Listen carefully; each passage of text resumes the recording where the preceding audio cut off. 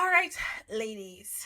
Our first story is from Evie Magazine. This is the topic that we talk about a lot, but I think we should keep talking about it. Um, okay. This OnlyFans model quits OnlyFans, and she's looking for a high value man. Quote, he doesn't want a wife who the world has access to. End quote. Australian OnlyFans star Megan James shared the harsh reality of sex work in a candid Instagram story post. James now seeks a, quote, high value man and admits she doesn't want her future daughters to, quote, suffer in a porn fueled society. Megan James, who goes by the username the chaos of her on Instagram, shares the dark side of the sex industry in a candid post. The model is among the top 13% of OnlyFans creators, according to her page on the website. The Melbourne model admits she loved the creativity aspect of the sex work way more than the money, but the posting nudes no longer aligns with the life she desires, adding that pornography impacts the healthiest relationships. She recognizes that it desensitizes individuals to intimacy and fuels jealousy between couples. Many women's boyfriends also subscribe to James, and that no longer sits right with her. The money was epic, let's be real, she admits. We love money. Money is not a dirty word. Wanting money and loving money is not shameful. But I learned a few things in the last few months that meant that this avenue of money flow no longer aligns with the vision I have for who I want to be, what I want out of life, and what I want in a partner, and how I feel about the effect this type of work is having the way the future generations will neurologically perceive pleasure. James clarifies she's not shaming OnlyFans girls and that the sex work industry won't disappear anytime soon. However, facts are facts. Previously, porn was a fantasy, a girl you would never meet or know or think of again. Now, these are everyday girls who don't necessarily have an understanding or respect for the sex work industry and the women who've worked in it for years. They're girls like me who you can bump into at the beach, at a cafe, in your supermarket. They're influencers who you love and you follow. And even if you are the most open-minded person, which I am, this is 100% affecting the healthiest of relationships. If you have a yes to porn agreement and then he subs to your favorite influencer, that is going to cause any female to feel some type of way. And after being the girl who many people's boyfriends sub to, it no longer sits right to me. It interferes with your neurological pleasure pathways. The more hypersexualized content you consume, the less you'll be aroused by regular intimacy. I don't want that for my future daughter. I don't want to contribute to it. Say what you want about James, but she's right. Besides the erectile dysfunction caused by frequent masturbation, science has shown that pornography increases dopamine in the brain the same way addictive substances do. And as we know, addiction has side effects such as depression, anxiety, and other symptoms. Porn has also been shown to decrease the gray area in the prefrontal cortex.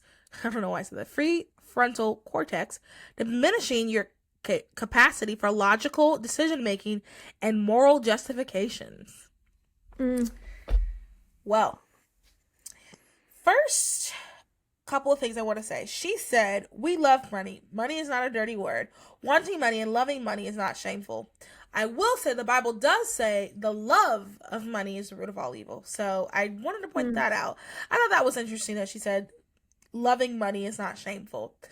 I think a more proper statement would be recognizing that money gives you security, gives you security really is okay, and there's nothing wrong with wanting that. I think wanting money is not necessarily wrong, because not statistically, like they've done studies and like money does make you happier up until a certain point.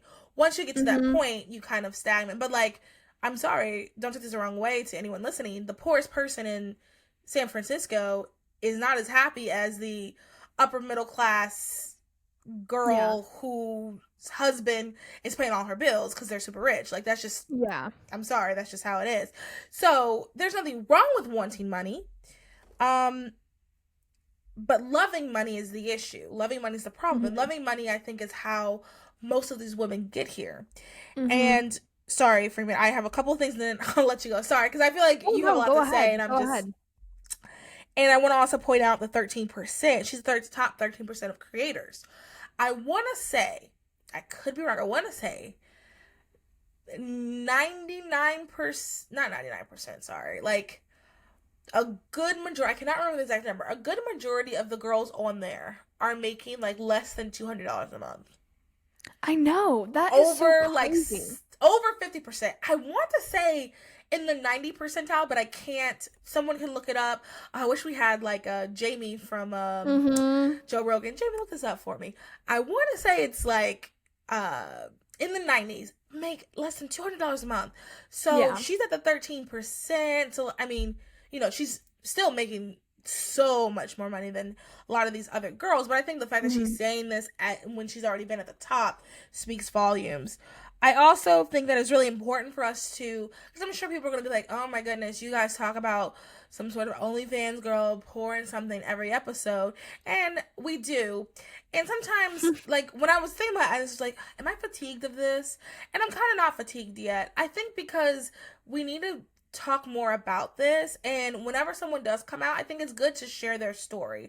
I think Yeah. it's like when someone comes out of some sort of addiction, whenever we hear that Mm-hmm. someone has kicked fentanyl, like we should talk about it, we should praise them, we should you know encourage them, like, hey, the best is yet to come, you've done it.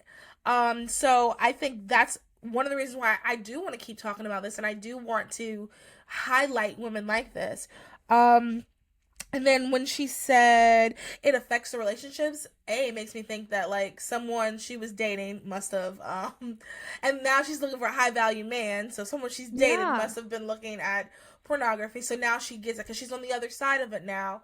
And this is the truth. I don't care what, if you're a man listening, I don't care what your girl says. She definitely feels some type of way. I am Yeah. in Facebook groups with girls who aren't even Christians, and some of them will type like, it's like this group, I don't even know how I got into it, but it's like about makeup and beauty and something. And like girls will just ask the most random stuff that's like really weird and like way too personal. And I mean, there was a season, I want to say maybe even around COVID, where girls were asking like every other week, is it weird my boyfriend is watching porn? I kind of feel weird about it. Wow. And Oh like, my there'd gosh. be all these girls, no, girl, let him do it. And then there'd be girls who are like, it's okay to feel weird about it. Like, it's not, he probably shouldn't be doing that. So my whole point being is even Mm-hmm. like most girls recognize that even if she's acting chill about it, most girls recognize that like it's uncomfortable. You don't want your spouse, your boyfriend, your fiance to do that, because really what they're doing is cheating on you. If Yeah. someone else is giving you pleasure in that Yeah. way, they're cheating Yeah. on you. Um so yeah.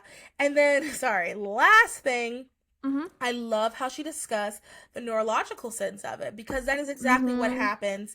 It desensitizes you. I want to just reiterate what I've said on the podcast so many times. It always escalates because it desensitizes. It could start off with vanilla, but explain to me why some of the most watched is barely legal. Some of the most watched is rape fantasy. Some of the most watched Mm-hmm. is even like um like BDSM. BDSM, things like that. Why, if it's just so sweet and harmless, it's because it escalates. It Yeah. always escalates. So, if you're watching porn, if you have an OnlyFans and you watch girls, whether you're a girl or a guy, because girls, statistically, girls are now becoming more addicted to pornography as well. There is hope. It is not over for you. You have like there are so many resources out there. Freeman, I would love to share them with you. Mm-hmm. Fightthenewdrug.org is a great. Mm-hmm. It's non-religious, non-political. Mm-hmm. They're fantastic. They have such good resources for you. Mm-hmm. If you are struggling with that, Freeman, what were your thoughts on Miss James switching over? Well, I think it's phenomenal. She's switching over, of course.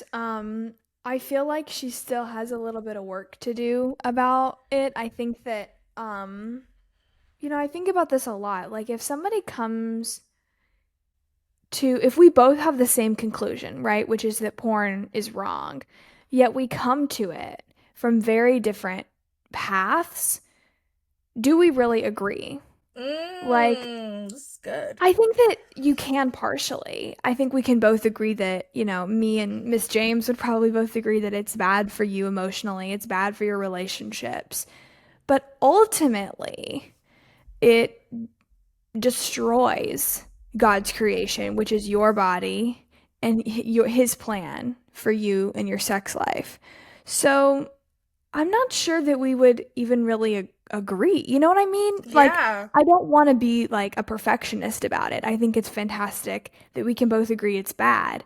But, there are accounts that will tell you porn is bad or don't watch porn, but because like the hoes like that. You know what I mean? Like the Yeah, girls yeah, like it when yeah, the guy yeah. isn't watching porn. But if we come to the same conclusion through different means, do we really agree? That is such a good point. I like it's just like when women are survivors of human trafficking, so many organizations are Christian because they're coming out, but there has to be something else because it's just like Yeah, it your doesn't feel like human that. It doesn't thing. feel like that's there for her quite Yeah, yet. yeah. You know what? That's a good point. Especially, I mean, when she said loving money is okay, I was like, okay, Yeah. sis. And she says like and she says no shame to the porn industry and I'm like, yes, shame yeah. to the porn industry? So I think that Yeah. I don't know, maybe that's just too difficult to make a 180-degree transition like, Yeah. so publicly. And of course, maybe she's afraid of being censored. Maybe she has had a much deeper conviction, but I'm excited for more to come of it because it almost feels like maybe she's just doing it because like her boyfriend didn't want her to. You see what I'm saying? Wow, I love this because that's not at all. I'm just like, yay, someone else is out. But no, Which Freeman, is good. this is a Yes, good person. Well, no, no, no, absolutely. but you're giving another perspective, and that's what the show is about, different perspectives. But it all Hmm. comes back to being Christian. Anyway, I think you're making a very good point, and this goes to, and I guess this could also be kind of a question for you guys. When you have conversions, when should you come out and tell everyone about it? Because this is even with people who come out of any industry, really, or people who become Christians. And, I think that the moment you accept Jesus in your heart, and doesn't have to be the sinner's prayer, doesn't have to be, straight baptism. It just, whenever you accept that you are a wretched sinner and you need a savior, that's when it happens. So, like, I think that you should tell all your friends, but when should you get a platform? Is something that I think is discussed a lot, especially on Twitter, because there's been other girls who it was this girl that was going viral for a while. Oh, we should have talked about it on the podcast. She was going viral for a while because she was saying how she used to be this, harlot, and she used to do X, Y, and Z. And now she is saved by God's grace. She is this, and that. And she even did the thing where, and you guys know I low key hate this. When you like post pictures of like your old life and like, you're like drunk and throw up and then you're not wearing clothes and you're like, look how I used to be. And it's like, I believed you. Yeah. Anyway, like you didn't Hmm. have to show us, we believed you. But anyway, so she just started saying, like, she did that, and people were kind of like, well, like, how do we know you've actually changed? And I hate the idea of not believing someone's changed, but I do think that's a good. I think it's healthy to an extent, of course, to kind of question, especially if it's someone like, if we were to look and find out last week is when she, like, last week she posted her last video and she's explaining how she's switching porn, but like she's naked and like, guys, I'm gonna stop. Like, okay, Hmm. then it's kind of like, okay, girl, what you doing? Yeah, and she also writes like, a lot of the girls that are on OnlyFans, unfortunately, like don't take sex work like seriously and they don't have a respect for it. And I'm like, That's a good point too. Like, why what does that would even you? mean? Yeah. You show And why there's no reason to respect it. You explain it yeah, to us, sis. and like not that her photos are bad really at all, but like there's still a lot of cleavage happening. And I'm just Yeah. and I'm just I'm a little bit skeptical to be honest with you, but I mean, everyone starts somewhere, right? Like, you And can't just overnight like realize all of God's grace. Like, I'm still realizing it today. So I don't want to be a hypocrite, but it's just like a love of my sister. I want her to experience the fullness of God's grace. And I'm hoping that she'll come to that if she hasn't already. I just clicked her Instagram 5 days ago. She's wearing a topless photo with her hands covering her nipples. And Called then, it. Called it. wow, Called okay. it. Called So it. it Called seems it. as if she Called doesn't it. fully Called it. understand. Called it. Called Um, it. Called it. it seems as if she doesn't fully understand why OnlyFans is bad. And you know what? This is good. We're realizing this together live on air. I think so. I think you made such a valid point. There is a difference between realizing like I don't want to do OnlyFans because of X, Y, and Z versus this industry is wrong. It is wrong, Yes. so I am going away from it. What she's really just saying is she doesn't want. This is crazy. I'm sorry. I really was not expecting. I was like, girl, maybe she's at church. We're over here judging her, and she could be at church. I am shooketh. My good sis is not wearing a top, playing tennis. That's crazy. Oh Also, my. like it Oh has my. become Oh my. She's naked in one okay, of these. okay, Okay, we get I'm it, done. I'm getting Mallory. off of it. I couldn't, like, I was rooting for her. We were rooting for you. Yeah. Okay, I'm sorry. Well, I'm sorry. I mean, it's trendy to be like, I'm done with this. Like, Yeah, I'm it high and mighty. is. It is. It's trendy, you know? And it's also like there's plenty of progressives that think pornography is Yeah. horrible, but we wouldn't agree on why. See Yeah. what I'm saying? That free, you are smart. This is a smart girl, you guys. You should be listening to Thanks. Free for All Fridays, available on the Patreon. No, you're making such a good point. That is the difference between her and another girl who stops and like changes her life and doesn't just like delete her account is the Yeah. reason why. The why are you stopping this? What is it that you think is wrong about this? And even to your point, she says she wants a high value man. The reality is, all those high value men podcasts and everything, they do talk bad about OnlyFans girls. So maybe she is saying, I'm done with this. Like I want a high value man. And you have to have good intentions. And with our worldview, everything goes back to holiness. Everything goes back to the Bible. Everything goes back to what does God call of us? You made the why matters, you guys. That is the lesson we learned. We all learned this together. And this great little segment that we had, we learned the why matters.